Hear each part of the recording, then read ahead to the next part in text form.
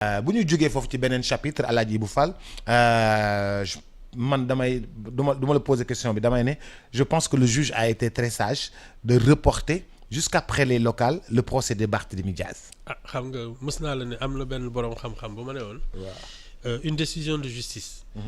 elle doit apporter la paix sociale. xam nga.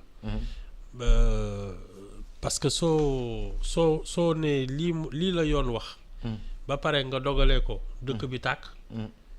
tu as pris une mauvaise décision. man loolu la ma benn juriste wax. donc effectivement je pense que c'est une décision sage. jàmm nee na ñooy te il faut que ñu àtte ko. wax ci kay jeex na y a le temps de la justice. jarul xaabar yi. jarul yàkkamti oui. Et moi je pense que dans cette affaire Barthélémy Diaz a le beau rôle c'est-à-dire xaw ma lan la ñuy àtte mais ci sama gis-gis man. ku bëgg a ñëw pour rey ma rey la. il était dans son bon droit. loolu moom waaw ba pare xam nga mooy li ma doon wax démb ci xaw ma démb wala bërki démb. waa ji dafa commencé am dimension nationale. te loolu indi coow yi naan waa mais attends portugais la machin yi sont xam nga sooy génn. sooy màgg. waaw say noonu dañuy yokk. booy màgg say noonu day yokk. et sa carrière est en train de prendre un envol gis nga ne serait-ce que sa candidature à la ville de Dakar lui donne une autre dimension. waxuma la juste la candidature. juste une candidature fayda boobu nit ñi dañ la ciy naw. tu sais il faut pas se tromper un chef c'est quelqu'un qui est d'abord courageux. mais je suis candidat à la ville de Dakar te xam ne ça va être très serré c'est du courage. am déet. mais xam nga ça c'est un mais moom fii nii fii muy maire bi mu nekk nii. xam nga ku mu koy xëccool soo am waat di nii la koy xëccool. mais bien sûr il paraît que ndaw si itam fa la base am fa la nekkoon. non ndaw si base am fa la nekk. et ndaw si elle avait vraiment def benn travail de fourmi en 2014. oui mais moo tax mu xëccu ci kii parce que de toute façon moom toll na foo xam ne dafa war a màgg. parce que soo xoolee la scène xam nga maa ngi lay naan les leaders historique mooy ñi fi nekkoon daal ñu def leen ay kilifa. seen wàll presque wéy na. aujourd'hui les socialistes disons-le comme ça mais la famille socialiste. l'éclatement de la famille socialiste a besoin d'une figure de proue.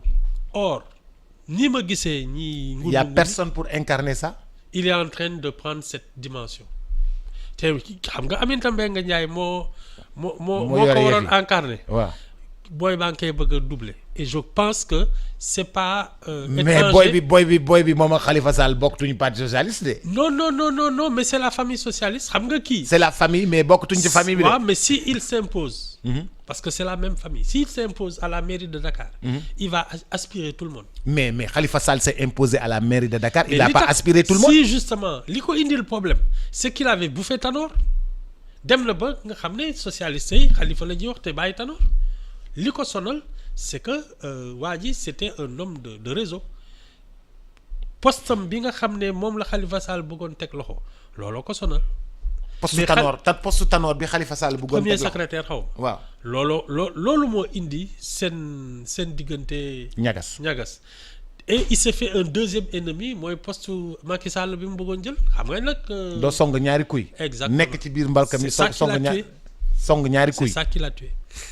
kii mbëkk ko fii kii mbëkk ko fii. dañ ko tënk c'est tout mais Khalifa Sall bàyyi Tanor ci postam Macky Sall ne l'aurait pas jeté en prison. dinañu négocier daal mais. négocier ko ci suuf. waaw dinañu seet daal ni ñuy d'accord mais jël ñuy tëj ci kaso bi te kenn du wax. Attends les gens auraient dit mais yéen suñu mbër bi moom ngeen di kii parce que effectivement le PS était un allié de poids. ca booba léegi c'est moins le cas parce que justement bi mu beddee ko dafa am lu mu yóbbaale xam nga ñoom seen tasaaro bi arrangé wul kenn. à part Macky Sall. parce que léegi jekku ne ñoom ñëpp. Macky Sall kay jekkuwul kenn. si ñii dañ seen doole dafa wàññeeku. non mais Macky Sall jekkuwul kenn. à la preuve. Ibou Fall Macky Sall jekkuwul kenn. non mais boo gisee. ses alliés. laa la wax. alliés yi laa wax waxuma la opposition bi. alliés yi laa wax. waaw te xam nga posture ñoom kii yi ñu doon ne PS en tout cas la famille socialiste nga xam ne ñoom ñoo mené le Sénégal à l'indépendance mënuñu nekk une roue de secours dans le pouvoir. Or aujourd'hui Barthélémy Diaz incarne ce visage de ñun ñoo fi war a mën a toog. Il veut Dakar et demain il peut vouloir la présidence parce que su toogee Dakar moom bu yóbboo ngeen xam ne day laajte leneen moom. non xam nga laaj bu toogee Dakar toog Dakar. xam nga hôtel de ville de Dakar ak palais dañ koy dox. ah da ngay dox ndànk yow ndànk koy dox. hôtel de ville de Dakar ak palais dañ koy dox. nit ñi dañuy naan wéy parce que li Gaston doon wax waaw kii doomu madame xam nga genre yooyu daal. doomu soxna doomu madame ils sont pas nombreux. Sénégal sañ nañ fi jël waa ji def ko président de la c'est la République. C'est la République. ku nekk am nga chance ci République bi. Je te dis soo amee fayda am looy kii amul fii laa juddoo amul fii tout le monde. amul yax bu rëy amul dara. amul yax bu màgget. sa ñàkk daal mën na la ko may. et c'est ça la République c'est comme l'école publique amul doomu diw laa ak doomu diw laa da ngay jàng sa leçon def say devoir sa xel gën a neex nga jàll amul doomu kenn c'est ça la République et c'est ça l'école publique. looloo waral ñu war a dooleel République bi. bu baax parce que c'est ton mérite. C'est dans une république normale que tu te bats pour être riche et tu deviens riche. Tu te bats pour être chef de l'État, tu le fais bien et tu deviens chef de l'État, quelles que soient tes origines. Et c'est ça la République. Parce que quand tu es dans un système de féodalité, bi ñuy naan juróomi famille yi juróomi santé yi ñoo fi mën a tekki mais le mérite n'est pas récompensé, c'est l'origine. C'est l'origine qui est récompensée. yow doomu diw nga donc war nga mën a jàll yow doomu diw nga war nga mën a nekk buur doomu diw nga war mën a nekk buur doomu diw nga war mën a nekk buur doomu diw mënoo nekk ci mënoo tekki dara waaye léegi nag fi mu nekk nii moom c'est la République moom ku nekk mën ngaa doon am nga sañ-sañu laaj lii c'est exactement ça. am na ñoo xam ne ba léegi nag ils sont dans le système féodal, ils sont des nostalgiques xam nga ñun Sénégal famille yii la ñun ñooy Sénégal ñun ñooy kii ñooy doomu soxna ñi xam nga c'était quoi le combat de Senghor justement le premier privilège qu'il a fait tomber c'est le privilège des 4 communes moom c'était un sujet français moom Djilor la juddoo ñoom Lamine Gueye compagnie googu ñoom ñoo doon nekk ay député machin kii ak naan je suis des 4 communes je suis de Dakar Gorée Rufisque et Saint-Louis exactement carte d'identité française. Voilà Senghor loolu la njëkk daaneel. Pour te dire que c'est ça la République, c'est-à-dire il y a pas de privilège éternel mukk privilège éternel ñëw loo ñaxul soo ko téewul keneen dina ñëw jël si ko amul parce que dama ko doon ak yooyu. C'est ça la République. République moo lay dooleelee noonu. Je te dis moo tax ñu war ko sàmm ñun ñëpp. xanaa nga nilaar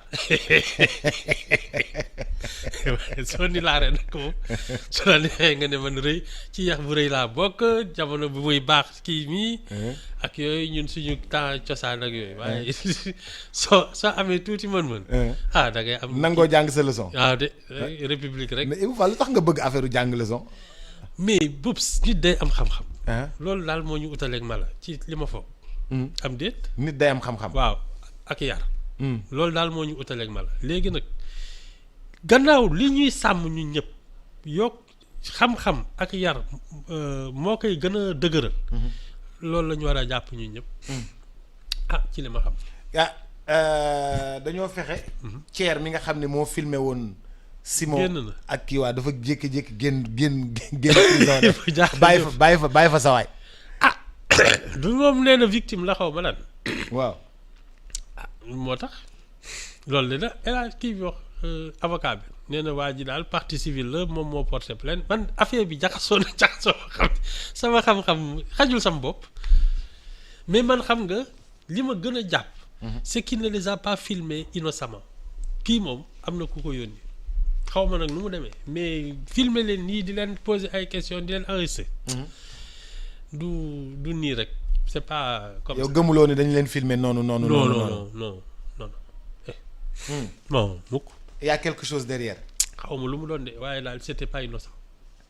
Thier de génn na. du génn.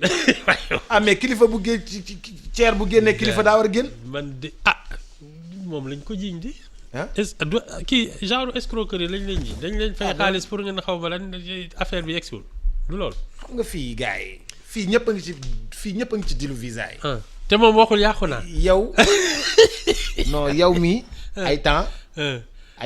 dama doon jaay visa. am na ay nit ñoo doon àndal di dem ay États-Unis ak yooyu di jéem a filmelu. yow di def ay reportage yow mbaa du sëriñ si ak yooyu nga doon wax waxal. non yow xam nga li may wax. waaw dem naa.